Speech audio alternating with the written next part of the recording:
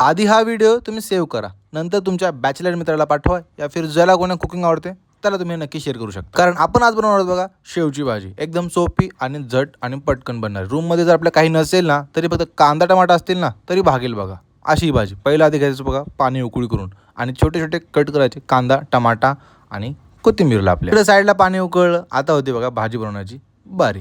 आधी कढई घेतली होती, म्हणलं नाही आम्ही थोडं जास्त आहोत म्हणून घेतलं बघा पातीलं म्हणजे टोपलं। एकदम झणझणीत भाजी बनते बघा आणि सोपी एकदम झट आणि पटकन बनणारी भाजी आहे। आधी घेतलं बघा कांद्याला फ्राय करून आणि चांगलं नंतर फ्राय होऊ दिलं, लाल वगैरे झाले, वरून टाकलं लसण कांदा थोडी कोथिंबीर थोडीशी हळद मिक्स केली, नंतर टाकले टमाटे, कारण की टमाटे आधी मऊ द्यायचे ना, वरून टाकलं नमक, थोडं पाणी सुटलं ना कसं मऊ लगेच होतं। आता कोथिंबीर टाकले आणि त्याला वाफू द्यायला ठेवलं बघा व्यवस्थित पद्धतीने बघा कसं मऊ मऊ झालं सगळं मटेरियल। आता बारी होती बघा आपल्या पाणी टाकण्याची, मोजक्या मनात ते गरम पाणी केलं आपण ते टाकायचं होतं। आणि हो, जर तुम्ही पण माझ्यासारखे घरापासून दूर राहणारे स्टुडंट असाल तर खाली कमेंटमध्ये नक्की सांगा तुम्ही कुठून आहात, आणि अशा क्विक बॅचलर्स रेसिपीसाठी व्हिडिओ लाईक शेअर आणि फॉलो करायला विसरू नका। आपल्याला कधी अशी रेसिपी येईल कधी ना आपली मस्ती मजा दिसेल बघा तुम्हाला आपल्या ह्या चॅनलवर, तर नक्की अजून सांगतो फॉलो करा आपल्याला। भाजी कशी एक नंबर बनली होती, आता बघा फक्त दाबून खायची होती, कसं 5 मिनिटात बनलेली भाजी आहे ही झणझणीत शेवची भाजी आपली। सोबत पाव असला ना तरी मजा आली असती, वरून पिवळं लिंबू आणि चपाती भाजीवर दणका जोरात मारतो।